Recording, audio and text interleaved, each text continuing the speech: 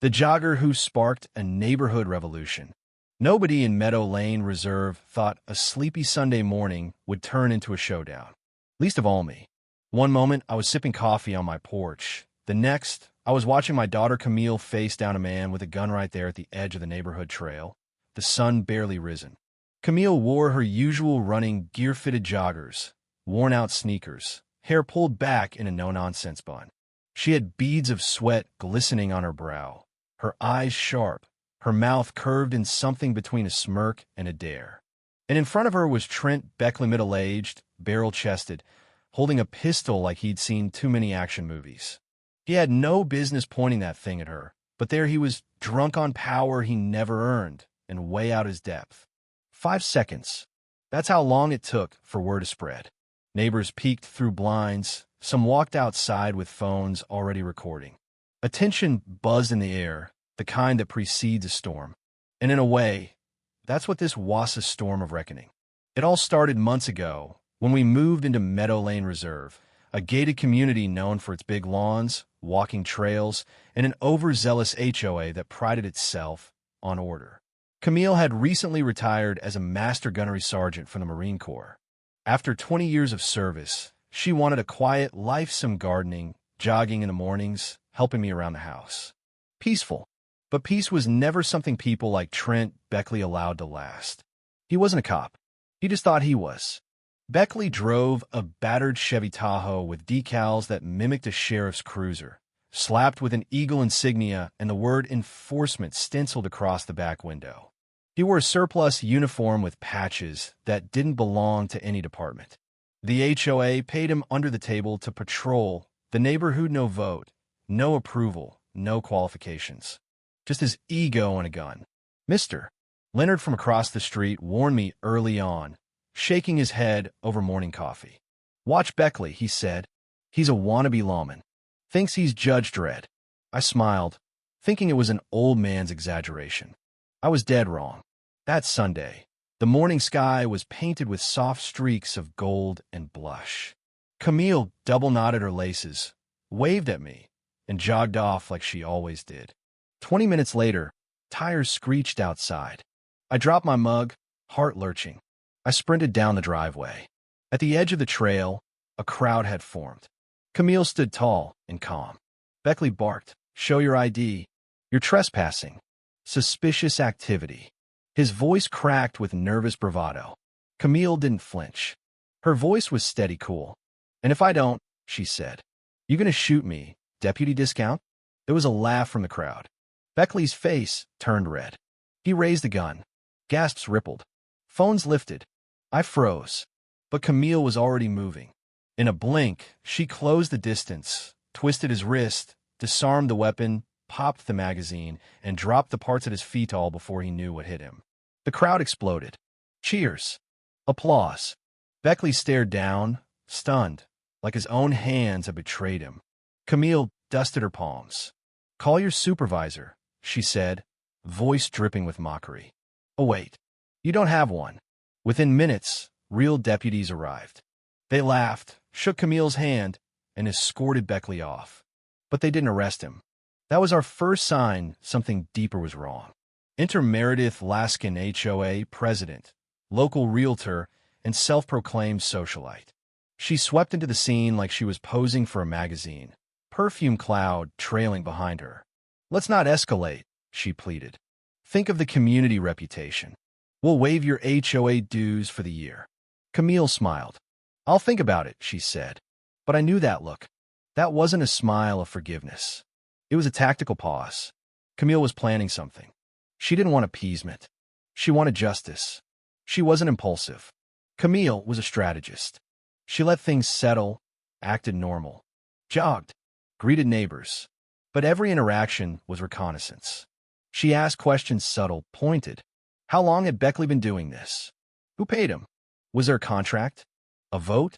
She pieced it together quickly. Beckley wasn't a neighborhood volunteer.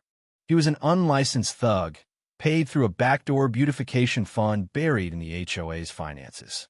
That fund supposedly for flowers and benches covered his gas, fake uniform, even the badge he wore. Camille wanted evidence. One night, We slipped out, planting trail cams around the trailhead, clubhouse, and even near the HOA office. I hadn't felt that kind of adrenaline since my younger years. Camille called it just surveillance. Within days, the footage piled in. Beckley yelling at a teenager on a bike, shouting at a mother for hanging balloons without a permit, writing fake citations for suspicious behavior. All threats, all caught in 4K. "This is gold," Camille whispered, loading everything to a secure drive. Next, she infiltrated.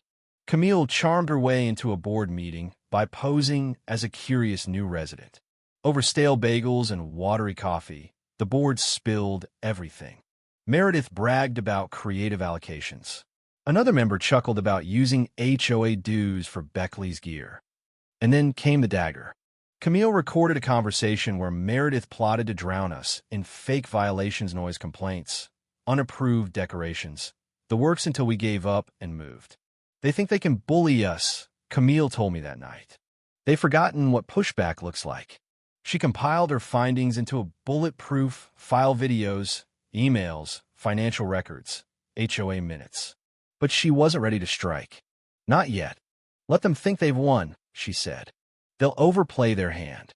So we played nice. Paid dues. Attended barbecues. Even brought cookies to the next HOA meeting. Meredith's smile tightened every time Camille walked in. And then retaliation began. First, a citation for our American flag too large. Then, another for excessive jogging. Then a letter about our grass height, which they claimed was 2 inches over the limit. Camille documented each one, adding them to her file. Then it turned ugly. Her tires were slashed. A fake citation labeled her a hazardous resident. Our mailbox was knocked over. Still, Camille didn't flinch. She reviewed footage and found Beckley himself, knife in hand, smug under the porch light. "Got him," she said, freezing the frame. The next morning, she sent a complete report: videos, photos, receipts to the sheriff's office, local news outlets, and the district attorney. But Camille wanted more than an investigation. She wanted awareness. So she announced a Patriots' Day block party, open to all. The theme? Honoring veterans, including her own service. The HOA couldn't say no without looking un-American, so they even promoted it in their newsletter. That was their mistake. The event was flawless. Banners, tents, music, a buffet catered by a local veteran-owned barbecue joint. Camille worked behind the scenes like a maestro, guiding every moment. The crowd gathered. Reporters set up. Neighbors mingled. And then Camille gave a short, heartfelt speech about service and sacrifice. But when she handed the mic to a local reporter, things shifted. The reporter introduced damning footage: Beckley harassing teens, Meredith scheming against residents. It played on a loop. Gasps, whispers, outrage.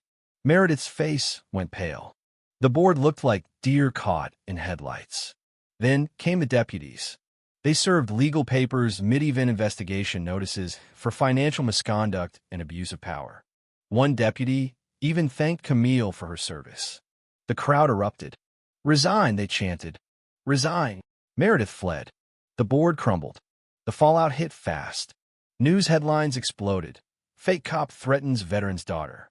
HOA caught in corruption scandal. Whistleblower veteran exposes local tyranny. A recall petition surged overnight. Camille didn't have to organize it. Neighbors did it themselves. Within weeks, Meredith and 4 other board members were voted out. Replacements were elected retired teachers, military veterans, small business owners. People who actually cared. An independent audit revealed thousands misallocated. Beckley's payments were illegal. The beautification fund dissolved. Unlicensed security was banned permanently.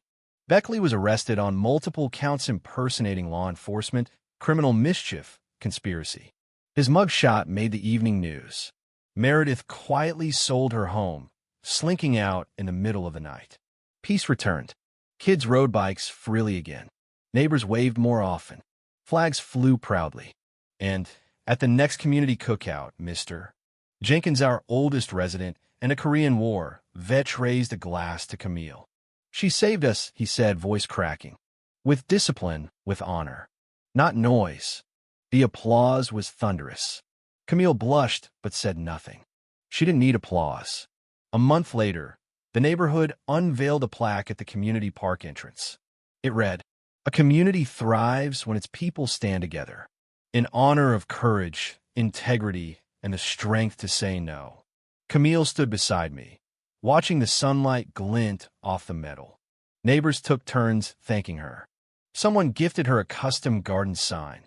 Meadow Lane honors Camille.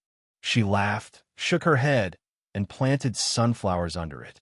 That's how she's celebrated. People still talk about her. Newcomers hear whispers about a jogger who dismantled Tyrant, about the woman who took down corruption with nothing but smarts, patience, and courage. And when they ask, old-timers just grin and say, "Let me tell you about the HOA that thought it ran this place until Camille laced up her sneakers." She doesn't brag, doesn't boast. She just smiles and says, "The fight isn't about noise. It's about knowing when to stand firm and never backing down." And in Meadow Lane Reserve, one jogger's quiet resolve became the legacy that changed everything.